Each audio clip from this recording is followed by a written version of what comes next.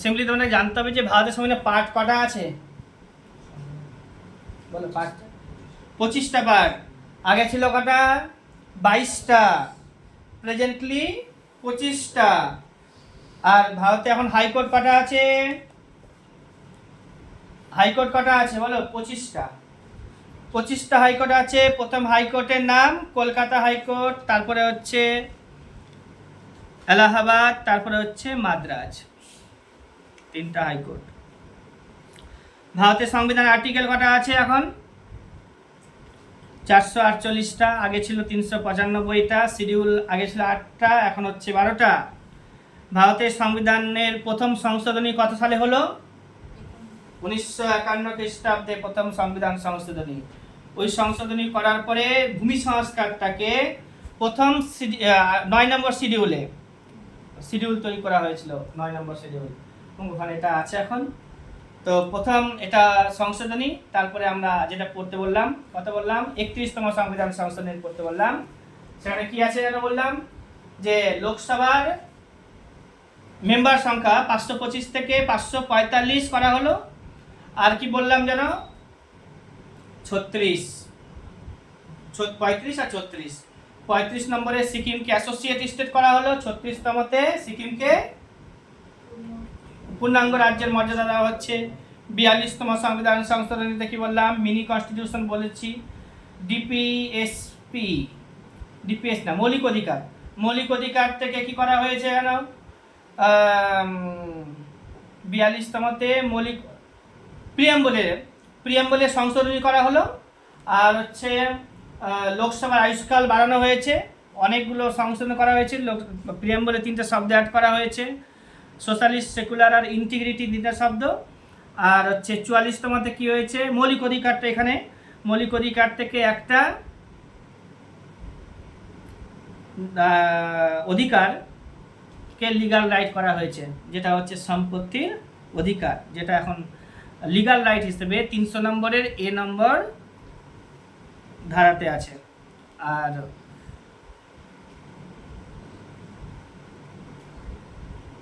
আর ওইটা এখন যদি বলি 25টা পার্ট, সেই 25টা পার্টের মধ্যে কোন পার্টে আছে? তো হচ্ছে 12 নম্বর পার্টে। এবার পার্টগুলো যে আছে না 25টা, তার মধ্যে কয়েকটা পার্ট হচ্ছে ইম্পর্টেন্ট। যেমন হচ্ছে ইউনিয়ন অ্যান্ড ইটস টেরিটরি, এটা আমরা জানি। 1 থেকে 4 নম্বর আর্টিকেল প্রথম পার্টে আছে। তারপরেরটাও জানি সিটিজেনশিপ, 5 থেকে 11 পর্যন্ত। তারপরেরটাও আমরা জানি ফান্ডামেন্টাল রাইট, কত যেন আছে ওটা?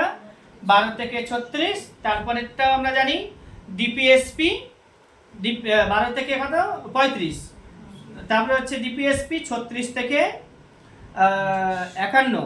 36 থেকে 51 হচ্ছে ডিপিএসপি পার্ট করে আছে। তারপরে ফান্ডামেন্টাল ডিউটি, যেটা 42তম সংবিধান সংশোধনীর সময়ই হয়েছিল সরেন সিং কমিটির সুপারিশে, সেটা হচ্ছে পার্ট 4A। আর একটা আর্টিকেল যোগদান করা হয়েছে 51A আর্টিকেল। তারপরে ক্যাগের কথা যদি বলি, কোথায় আছে? তো পার্ট 5-এ আলোচনা করা হয়েছে। রাষ্ট্রপতির সম্পর্কে আলোচনা করা হয়েছে কোথায়? তো পার্ট 5-এ আলোচনা করা হয়েছে। প্রধানমন্ত্রীর সম্পর্কে আলোচনা করা হয়েছে কোথায়? তো পার্ট 5-এ আলোচনা করা হয়েছে। পার্ট 5টা অনেক বড়। পার্ট 5-এ 5টা চ্যাপ্টার আছে। পার্ট 6-এ 6টা চ্যাপ্টার আছে। তো পঞ্চায়েতের ব্যাপারটা সিম্পলি এরকম জিজ্ঞাসা করা হয় যে ক্যাগ কোন পার্টে আছে? তো 5 নম্বর পার্টে আছে। পঞ্চায়েত কোন পার্টে আছে? তো পার্ট 9-এ আছে। মিউনিসিপ্যালিটিস কোন পার্টে আছে? তার পার্ট 9A তে আছে। পঞ্চায়েত কোথায় বললাম? পার্ট 9-এ। মিউনিসিপ্যালিটিস কোথায় বলেছি? পার্ট 9A তে আছে। আর শিডিউল অ্যান্ড ট্রাইবাল এরিয়াসদের সম্পর্কে আলোচনা করা হয়েছে কোথায়? তো এটা হচ্ছে তারপরে 10 নম্বরে। আর রাইট টু প্রপার্টি একটু আগেই বললাম 12 নম্বর পার্টে আছে। রাইট টু প্রপার্টি 12 নম্বর পার্টে আলোচনা করা হয়েছে। তার জন্য একটা আর্টিকেল নাম্বার আছে 300 নম্বরের A নম্বর আর্টিকেল। আর হচ্ছে ইলেকশন আমরা যে ইলেকশন কমিশন আছে, তো ইলেকশন সম্পর্কে আলোচনা করা হয়েছে 15 নম্বর পার্টে। 324, 25, 26 3টা আর্টিকেল ইলেকশন সম্পর্কে বলে। তো ইলেকশন কমিশন সম্পর্কে বলে, ওটা হচ্ছে 15 নম্বর পার্টে। কথা বললাম ইলেকশন কত নম্বরে বললাম? 15 নম্বরে বলেছি। আর হচ্ছে অফিসিয়াল ল্যাঙ্গুয়েজ ভাষা আছে 15, 16, 17 নম্বরে। ভাষাগুলো হচ্ছে 17 নম্বরে, আর এমার্জেন্সি প্রভিশন হচ্ছে 18 নম্বর পার্টে। ঠিক আছে, এমার্জেন্সি প্রভিশনগুলো হচ্ছে 18 নম্বর পার্টে, ইলেকশন হচ্ছে 17 নম্বর পার্টে, 17 নম্বর পার্টে, না ইলেকশন 15, আর হচ্ছে অফিসিয়াল ল্যাঙ্গুয়েজগুলো হচ্ছে 17। কি বললাম তাহলে? ইলেকশন হচ্ছে 15, অফিসিয়াল ল্যাঙ্গুয়েজ হচ্ছে 17, আর হচ্ছে এমার্জেন্সি প্রভিন্স হচ্ছে তারপরে 18। আর হচ্ছে প্রথমটাতে কি আছে? Union and it's territory. 2 নম্বরে কি আছে? তো হচ্ছে সিটিজেনশিপ। 3 নম্বর পার্টে কি আছে? মৌলিক অধিকার। 4 নম্বর পার্টে কি আছে বলো? ডিপিএসপি। 5 নম্বরে কি আছে? 5 নম্বরে হচ্ছে সেন্ট্রালের ব্যাপারে আলোচনা করা হবে। এখন রাষ্ট্রপতি আছে, উপরাষ্ট্রপতি সম্পর্কে আলোচনা করবো, প্রধানমন্ত্রী সম্পর্কে আলোচনা করবো, অ্যাটর্নি জেনারেল সম্পর্কে আলোচনা করবো, স্পিকার সম্পর্কে আলোচনা করবো, ইলেকশন কমিশন সম্পর্কে আলোচনা, ইলেকশন কমিশন না, তারপরে হচ্ছে তোমার কি ওই যে ওটা ক্যান্ডিডেট সম্পর্কে আলোচনা করব, সুপ্রিম কোর্ট সম্পর্কে আলোচনা করব। ঠিক আছে, এগুলো হচ্ছে পার্ট 5 এর বিষয়। এবার হচ্ছে পঞ্চায়েত কত? পার্ট 9 এ পঞ্চায়েতটা আছে, পার্ট 9 এ পঞ্চায়েত, পার্ট 9 এ তে হচ্ছে মিউনিসিপ্যালিটিস, আর রাইট টু প্রপার্টি হচ্ছে 12 নম্বরে, ইলেকশন হচ্ছে 15 নম্বরে, অফিসিয়াল ল্যাঙ্গুয়েজ বললাম একটু আগে বলো 17 নম্বরে, আর একটা বললাম এমার্জেন্সি প্রভিশন হচ্ছে 18 নম্বরে। ক্লিয়ার করে নেবে, বারবার দেখবে। হ্যাঁ, ভারতীয় সংবিধানের সংশোধন প্রথম হয়েছিল 51 সালে। এবার হচ্ছে কি 42 করে নিয়েছি। 44 সম্পত্তির অধিকারকে মৌলিক অধিকার থেকে সরিয়ে দেওয়া হয়েছে, যেটা বললাম 12 নম্বর পার্টে আছে, 300 নম্বরের এ নম্বর আর্টিকেলে আছে, হয়ে গেল। এবার পড়বে এটা যে 52 পড়ে দিবে, যেখানে তোমার হচ্ছে অ্যান্টি ডিফেকশন ল। 61 পড়বে, ভোটদানের বয়স কমানো হয়েছিল 89 সালে, হ্যাঁ 21 থেকে কমিয়ে 18 করা হয়েছে। 86 নম্বরটা পড়ে দিবে, 2002 সালে হয়েছিল, শিক্ষার অধিকারকে মৌলিক অধিকার করা হয়েছিল। তারপরে পড়বে তোমরা যেটা 100 নম্বর পড়বে, যেটা 3 বিঘা করিডর অর্থাৎ ছিটমহল বিনিময় সম্পর্কে আলোচনা করা হয়েছে। 101 পড়বে জিএসটি। 102 হচ্ছে ওবিসি, 102 হচ্ছে ওবিসিদের সম্পর্কে আলোচনা করা হবে। আর 103-এ ইকোনমিক উইকার সেকশন ইডাব্লিউএসটা হচ্ছে 103 নম্বরে। 104-এ এসসি এসটি, আর হচ্ছে 105 নম্বরে হচ্ছে socially and economically backward classes দের সম্পর্কে আলোচনা করা হয়েছে 105 নম্বরে। এখানে 105 পর্যন্তই আলোচনা করা হয়েছে। আর একটা 36 থেকে 73, 74টা বললাম। 73-এ হচ্ছে পঞ্চায়েত, 74-এ হচ্ছে মিউনিসিপ্যালিটি, 86-তে বলে দিলাম যে রাইট টু এডুকেশন। আর কি আছে এখানে? শর্টই সব লেখা ছিল, আমি মুখস্থই আছে। এবার 35 নম্বরে হচ্ছে তোমার কি বলো একবার? Associate state. 36 নম্বরে কি বললাম? পূর্ণাঙ্গ রাজ্যের মর্যাদা। 42তম, ওখানে অনেকগুলো আছে, তো মিনি কনস্টিটিউশন বলো। আর হচ্ছে 3টা শব্দ অ্যাড করা হয়েছে কিসে? তো প্রিয়াম্বলে। প্রিয়াম্বলকে একবারই সংশোধন করা হয়েছে, যেটা হচ্ছে 1976 খ্রিস্টাব্দে 42তম সংবিধান সংশোধনী। 3টা শব্দ ওখানে অ্যাড করা হয়েছিল, সেকুলার, সোশ্যালিস্ট, সেকুলার, আর হচ্ছে ইন্টিগ্রিটি। শেষ শব্দটা ওটা শেষ দিকে আছে। আচ্ছা, এগুলোই। আর হচ্ছে আমাদের যে ন্যাশনাল ফ্ল্যাগ আছে, ওয়াইড আর লেন্থ যদি করা হয় অনুপাত, তাহলে হচ্ছে 2:3, তাই না? ওয়াইড আর লেন্থ করলে 2:3।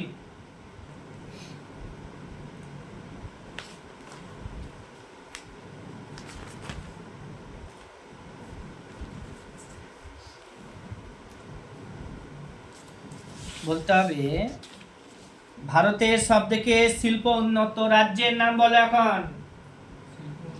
ভারতের সবথেকে শিল্প উন্নত রাজ্যের নাম কি? গুজরাট। বুঝাচ্ছ? পরীক্ষাতে আসবে।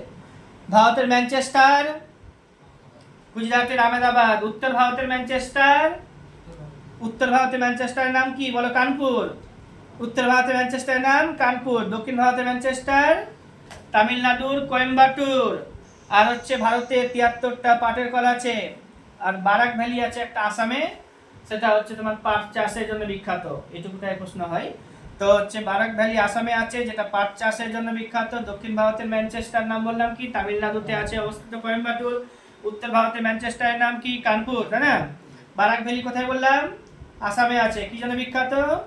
পাট চাষের জন্য বিখ্যাত। পাটজাত দ্রব্য রপ্তানিতে এখন ভারত দ্বিতীয়। ঠিক আছে। পেট্রোকেমিক্যাল শিল্পকে সানরাইজ ইন্ডাস্ট্রি বলা হয়, অর্থাৎ উদীয়মান। পেট্রোকেমিক্যাল ইন্ডাস্ট্রিকে সানরাইজ ইন্ডাস্ট্রি অর্থাৎ উদীয়মান শিল্প বলা হচ্ছে।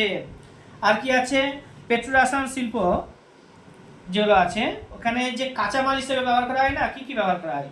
পেট্রোরাসায়ন শিল্পে কাঁচামাল হিসেবে কি কি লাগে ওটা জানতে হবে। ইথিলিন, প্রোপিলিন নাম শুনেছ, মিথেন, ন্যাপথা ইত্যাদি লাগে।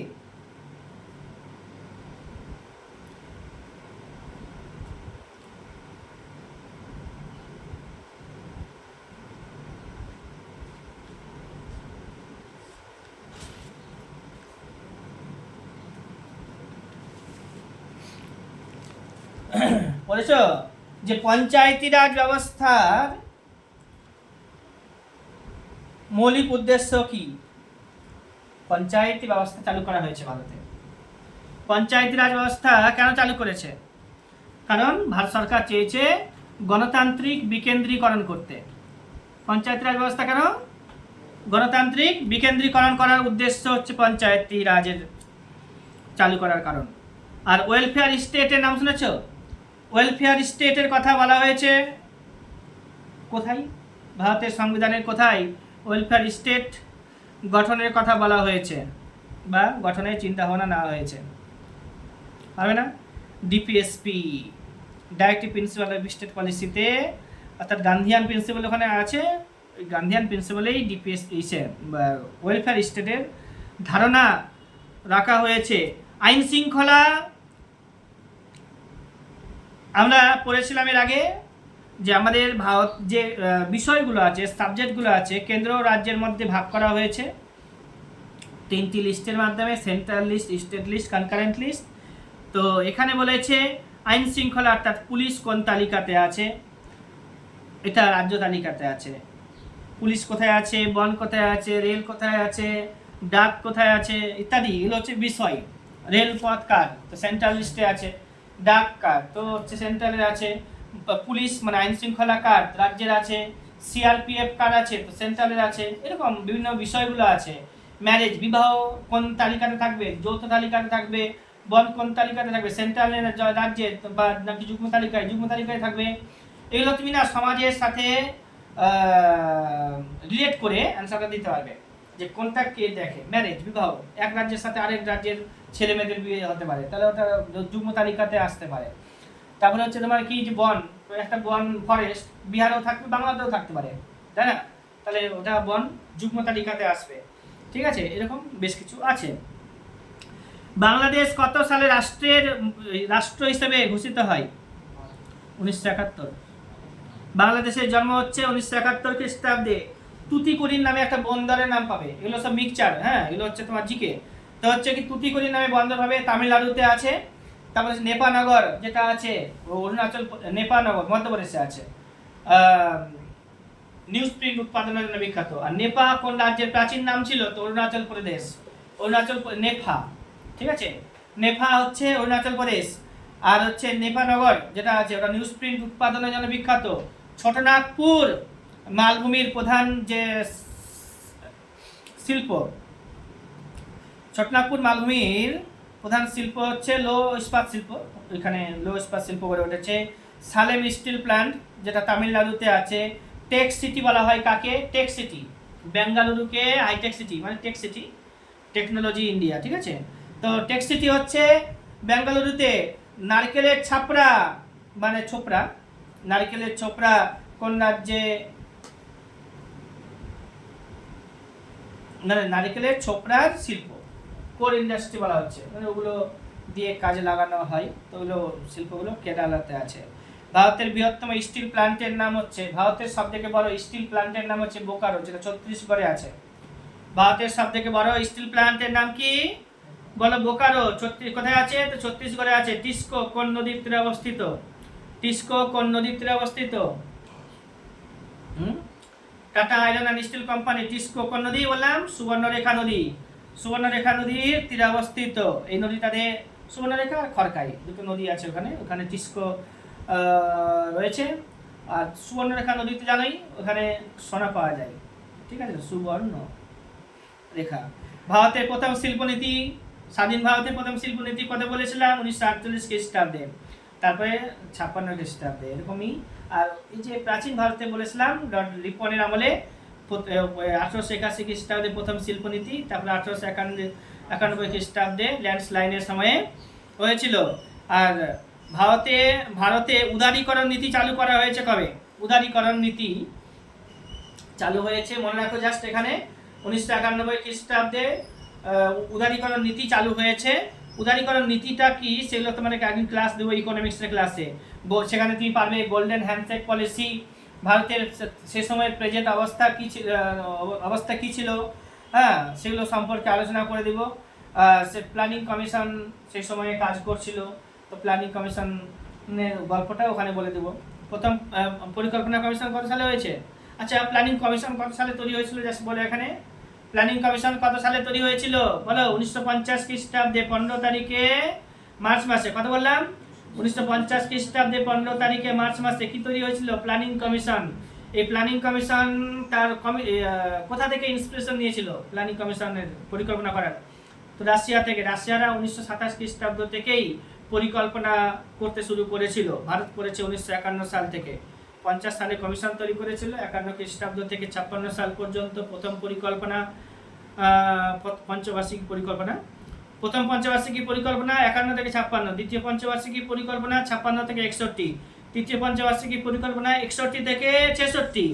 ঠিক আছে, তৃতীয় 61 থেকে 66। সে সময় যুদ্ধ লেগে গেছিল বলে তৃতীয় পঞ্চবার্ষিকী যে পরিকল্পনা ছিল ওটা ডাহা ফেল হয়েছিল। প্রথম পঞ্চবার্ষিকী পরিকল্পনাতে কৃষির উপরে জোর দেওয়া হয়েছিল। কৃষি শিল্পকে উন্নতি করতে চেয়েছিল এবং সফল হয়েছিল। দ্বিতীয় পঞ্চবার্ষিকী পরিকল্পনাতে ভারী শিল্পের উপরে বেশি জোর দিয়েছিল। ঠিক আছে, তো ওইটা হচ্ছে তোমার সফল লাভ করেছিল শিল্পের ক্ষেত্রে। তৃতীয়তে দুটোকেই জোর দিয়েছিল, দুটোই ফেল করেছে। এবার হচ্ছে কি, চতুর্থ পঞ্চবার্ষিকী পরিকল্পনা হওয়ার কথা 66 থেকে 61, কিন্তু যদি যুদ্ধ চলছিল তো প্ল্যানিং কমিশন তার পরিকল্পনা চালু করতে পারেনি বলে এই সময়টা ছিল পরিকল্পনার ছুটির কাল। 66 থেকে 67, 67 থেকে 68, 68 থেকে 69, 3 বছর সে সময় পরিকল্পনার ছুটির কাল ছিল। 69 থেকে 74 সাল পর্যন্ত চতুর্থ পঞ্চবার্ষিকী পরিকল্পনা করা হয়েছিল। 74 থেকে 79 সাল পর্যন্ত হচ্ছে পঞ্চম পঞ্চবার্ষিকী পরিকল্পনা। 74 থেকে 79 সাল পর্যন্ত পঞ্চম পঞ্চবার্ষিকী পরিকল্পনার টাইম কাল ছিল। কিন্তু 1977 খ্রিস্টাব্দে কেন্দ্রে অকংগ্রেসি সরকার আসে, আর কংগ্রেসি সরকারের তৈরি করা প্ল্যানিং কমিশনকে বাদ দিয়ে দেয় 4 বছর পরে। অর্থাৎ পরিকল্পনাটা শেষ হতো 79 সালে, কিন্তু 78 সালে তাকে গলা টিপে দেওয়া হয়েছে এবং তারা ফ্রেশ প্ল্যানিং পরিকল্পনার খসড়া তৈরি করেছিল। ষষ্ঠ পঞ্চবার্ষিকী পরিকল্পনার খসড়া তৈরি করেছিল, কিন্তু তারা লাগু করতে পারেনি, কারণ তাদের সরকার ছিল এখনকার মতো জোড়াতালি সরকার। ঠিক আছে, তো পরিকল্পনা ঠিক তেমন লাগু করতে পারেনি বলে তারা দুটো রোলিং প্ল্যান নিয়ে এসেছিল। রোলিং প্ল্যানের কনসেপ্ট জনতা পার্টিদের দ্বারা আনা হয়েছিল 78 থেকে 79, 79 থেকে 80 সাল পর্যন্ত। 80 সালে আবার ইন্দিরা গান্ধী ভারতের প্রধানমন্ত্রী হলো এবং 80 থেকে 85 সাল পর্যন্ত ষষ্ঠ পঞ্চবার্ষিকী পরিকল্পনার খসড়া আবার একটা ওরা রচনা করলো। একটা জনতা দল করেছিল পরিকল্পনার খসড়া, কিন্তু সেটা লাগু করতে পারেনি, বাদ পড়ে গেছে। তারপরে 80 সালে আবার সরকারে আসলো কংগ্রেস, আবার করলো। ওই জন্য ষষ্ঠ পঞ্চবার্ষিকী পরিকল্পনার খসড়াটা 2 বার ড্রাফটেড করা হয়েছে, অর্থাৎ 2 বার খসড়াটা লেখা হয়েছে। ষষ্ঠ পঞ্চবার্ষিকী পরিকল্পনা রোলিং প্ল্যান ছিল 78 থেকে 79, 79 থেকে 80। পরিকল্পনার ছুটির কাল হচ্ছে 66 থেকে 67, 67 থেকে 68, 68 থেকে 69, অর্থাৎ 66 টু 69। আর প্রথম পঞ্চবার্ষিকী পরিকল্পনা হলো 51 থেকে 56, দ্বিতীয়টা হচ্ছে 56 থেকে 61, তৃতীয়টা হচ্ছে 61 থেকে 66, আর তারপরে ছুটি, তারপরে 69 থেকে 74 একটা, 74 থেকে 79 সাল পর্যন্ত আর একটা, এবার 79, 80, 80 অর্থাৎ 79, 79, 80 দুটো বাদ গেল, মানে রোলিং প্ল্যান হলো। তারপরে আছে 80 থেকে 85 একটা পঞ্চবার্ষিকী পরিকল্পনা, 85 থেকে 90 আরেকটা, 80 থেকে 85 হচ্ছে ষষ্ঠ, 85 থেকে 90 হচ্ছে সপ্তম হয়ে আবার ভারতের অবস্থা খুব খারাপ। তো সেই সময় আবার 2 বছর বাদ পড়েছে, মানে 90, 91, 91, 92 বাদ। তো 1991 খ্রিস্টাব্দের শেষ দিকে পরিকল্পনা চালু হলো, ওই জন্য ওটা 92 থেকে 97। ঠিক আছে, ওটা হচ্ছে অষ্টম পঞ্চবার্ষিকী পরিকল্পনা। 92 থেকে 97, 97 থেকে 2 হচ্ছে নবম, 2 থেকে 7 হচ্ছে দশম, 7 থেকে 12 হচ্ছে একাদশ, 7 থেকে 12 হচ্ছে একাদশ, 12 থেকে 17 হচ্ছে দ্বাদশ পঞ্চবার্ষিকী পরিকল্পনা। দ্বাদশ পঞ্চবার্ষিকী পরিকল্পনাটা আবার সম্পূর্ণ হতে পারেনি, কারণ কেন্দ্রে 2014 সালে হ্যাঁ বিজেপি সরকার আসলো বলে নীতি আয়োগকে তুলে দেওয়া হয়েছে, এই পরিকল্পনা কমিশনকে তুলে দেওয়া হয়েছে, নীতি আয়োগ নিয়ে আসা হয়েছে। নীতি আয়োগের প্রথম যে চেয়ারম্যান ছিল নাম কি বললাম, অরবিন্দ পানাগারিয়া। ঠিক আছে, নীতি আয়োগের প্রথম চেয়ারম্যান নাম কি বললাম, অরবিন্দ পানাগারিয়া ছিল। এখন হচ্ছে সে 16তম, এখন সে হচ্ছে কি 16তম অর্থ কমিশনের চেয়ারম্যান। আর 16তম অর্থ কমিশন গঠন করা হয়েছে 280 নম্বর অর্থ কমিশন 280 নম্বর ধারাতে। আর 80 নম্বরের এ মানে 1 এখানে চেয়ারম্যানদের কথা বলা হয়েছে। 5 জন, মানে 5 জন থাকবে, 1 + 5 4 সমান 5 জন। অর্থ কমিশনে 5 জন মেম্বার থাকে। এখন যিনি আছেন তিনি হচ্ছেন 16তম অর্থ কমিশনের, এখন 16তম অর্থ কমিশন, তার চেয়ারম্যান নাম হচ্ছে অরবিন্দ পানাগারিয়া। এছাড়া আরো যারা আছে তাকে সাহায্য করার জন্য অজয় নারায়ণ ঝা, অ্যানি জাজ ম্যাথিউ, আর হচ্ছে নিরঞ্জন রাজাধ্যক্ষর নাম বললাম, আর ডক্টর সৌম্যকান্তি। ঠিক আছে, এই 4 জন হচ্ছে প্লাস হচ্ছে একজন, মানে আমাদের অরবিন্দ পানাগারিয়া। অরবিন্দ পানাগারিয়া আগে কি বললাম, কেমব্রিজ ইউনিভার্সিটির কি ছিল, প্রফেসর ছিল। আর নীতি আয়োগের কি বলেছিলাম, চেয়ারম্যান ছিল। কি চেয়ারম্যান, ভাইস চেয়ারম্যান। নীতি আয়োগের চেয়ারম্যান তো সবসময় ইয়ে হবে, প্রধানমন্ত্রী হবে। আর হচ্ছে প্ল্যানিং কমিশনেরও প্রধানমন্ত্রী, চেয়ারম্যান প্রধানমন্ত্রী হবে। প্ল্যানিং কমিশনের যে খসড়াটা সেটা কি করবে, অ্যাপ্রুভ করে কে, এনডিসি, ন্যাশনাল ডেভেলপমেন্ট কাউন্সিল, জাতীয় উন্নয়ন পরিষদ, যেটা 1952 খ্রিস্টাব্দে 6 তারিখে আগস্ট মাসে তৈরি হয়েছিল, এখন আছে। ঠিক আছে, এনডিসি অ্যাপ্রুভ করবে। ঠিক আছে, কি ন্যাশনাল মানে প্ল্যানিং কমিশনের রিপোর্টকে, প্ল্যানিং কমিশন নাই কিন্তু হচ্ছে নীতি আয়োগ আছে, নীতি আয়োগের রিপোর্টকে বিশ্লেষণ করবে। হয়ে গেছে। আচ্ছা, একটু থেকে আর কোথায় চলে গেছিলাম, তাই না? আইন শৃঙ্খলা হচ্ছে রাজ্য তালিকাভুক্ত বিষয়, তাহলে এখানে এটা পেয়ে গেছো। আর বাকিটা বলছি না, পরে এটা কান্ট্রিবিউশন ক্লাসে বলবো। আচ্ছা, এবার হচ্ছে কি বাংলাদেশ রাষ্ট্র হয়েছে 1971 খ্রিস্টাব্দে, না বলে দিলাম। নারিকেলের চোপড়া, বৃহত্তম স্টিল প্ল্যান্ট, সবই বললাম। আচ্ছা, প্রথম শিল্পনীতি বললাম, উদারীকরণ শিল্প বললাম, নীতি বললাম কত, 1991 খ্রিস্টাব্দে। ওই জায়গাটা আমি বলবো পরে আবার। হীরের খনি কোথায় আছে, মধ্যপ্রদেশে আছে, পান্না। হীরের খনি পান্না, যেখানে হচ্ছে কি রয়েছে কিসের খনি, হীরের খনি। আর হচ্ছে ভদ্রাবতী স্টিল প্ল্যান্ট কেন্দ্র থেকে কয়লা আসে। ভদ্রাবতী একটা স্টিল প্ল্যান্ট আছে, সেখানে কয়লা আসে কোথা থেকে, তো বাবাবুদান পাহাড়, বাবাবুদান পাহাড়ের সিংহের নাম বলেছিলাম মুলানগিরি, সেখান থেকে ভদ্রাবতী ইস্পাত কারখানাতে কয়লা আসে। আর্সেনিকের সহনশীল মাত্রা WHO ওয়ার্ল্ড হেলথ অর্গানাইজেশনের মতে কত, জলে, পানীয় জলে 0.05 মিলিগ্রাম পার লিটার। কত বললাম, 0.05 মিলিগ্রাম, 0.05 না 1, 0.01 মিলিগ্রাম পার লিটার পানীয় জলের আর্সেনিকের সহনশীল মাত্রা। নাম শুনেছ, অলিন্দ যুদ্ধ, অলিন্দ যুদ্ধের নাম শুনেছ, কে করেছিল, বিনয় বাদল দীনেশ। নাম শুনেছ, ইনএক্সপিরিয়েন্স মানে কি, এক্সপিরিয়েন্স, হ্যাঁ। তো গ্রিন হর্ন কথা শুনেছ, গ্রিন হর্নের ইংলিশ মিনিং হচ্ছে ইনএক্সপিরিয়েন্স। বারদৌলি সত্যাগ্রহ কে করেছিল, পড়েছিলাম, সর্দার বল্লভভাই প্যাটেল। ব্রিটিশ ভারতের গ্রীষ্মকালীন রাজধানী কোথায় ছিল, বললাম একটু আগে, সিমলা। Very good. রাওলাট আইনকে দানবীয় ভুল বলেছিল কে, কোন পত্রিকাতে, একটা পত্রিকা, সে সময়কার পত্রিকা, অমৃত বাজার পত্রিকা, ওই পত্রিকাতে বলা হচ্ছে রাওলাট আইনকে দানবীয় ভুল। চট্টগ্রাম অস্ত্রাগার লুণ্ঠনের নায়কের নাম কি, মাস্টার দা সূর্য সেন। চট্টগ্রাম অস্ত্রাগার লুণ্ঠনের নায়কের নাম মাস্টার দা সূর্য সেন। ঢাকাতে মুসলিম লীগ তৈরি হয়েছে কবে, 1906 খ্রিস্টাব্দে। 14 দফা দাবি কার ছিল বলো, মোহাম্মদ আলী জিন্নার, তাই না? ফরওয়ার্ড ব্লক কে তৈরি করেছিল, সুভাষচন্দ্র বসু। সাল কত, 1939 খ্রিস্টাব্দে 3রা মে।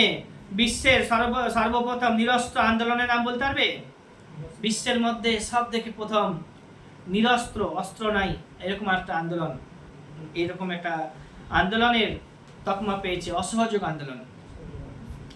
অসহযোগ আন্দোলনে কোনো অস্ত্র লাগেনি। বিদ্যাসাগরের আত্মজীবনীর নাম জানো? পরীক্ষাতে আসবে প্রভাবতী সম্ভাষণ। বিদ্যাসাগরের আত্মজীবনীর নাম কি? প্রভাবতী সম্ভাষণ। রাজ্যসভার সদস্যরা কত বছরের জন্য নির্বাচিত হয়? 6 বছর। এবার হচ্ছে কোন স্থানকে উড়িষ্যার কাশ্মীর বলা হয়? উড়িষ্যার কাশ্মীর বলা হয় কোন জায়গাকে?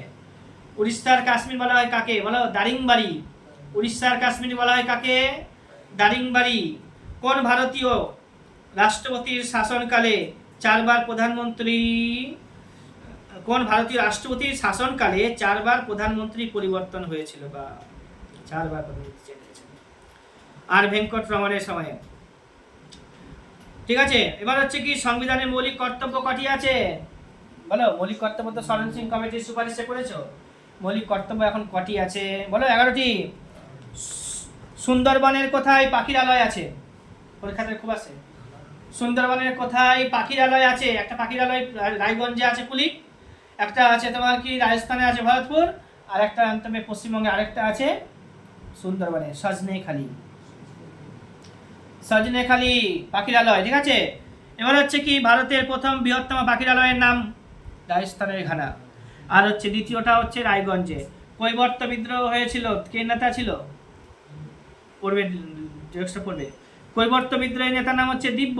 কাকড়াপাড়ার যে বিদ্যুৎ কেন্দ্র তাপ্তি নদীর তীরে আছে, শেরশাহের প্রতিষ্ঠিত বংশ নাম কি? সুরবংশ। গুয়াহাটি এর পূর্ববর্তী নাম কি ছিল? এই গুয়াহাটি আসাম। প্রাগ জ্যোতিষপুর। কি বললাম? অরুণাচল প্রদেশের নাম কি ছিল আগে? বলো। নেফা।